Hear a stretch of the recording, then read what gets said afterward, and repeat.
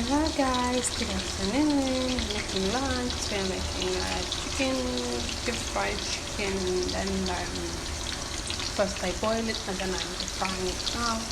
All with spices, the turmeric, and then garlic powder, cumin powder, coriander powder, black pepper powder, and a bit of salt and mix all together and I boil the chicken. Then now I took it out and I'm deep frying it. Macaroni fettuccine. Yeah, so I boil it and it's ready. Then my lunch is ready.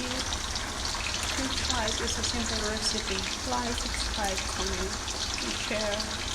Thank you. Have a great day.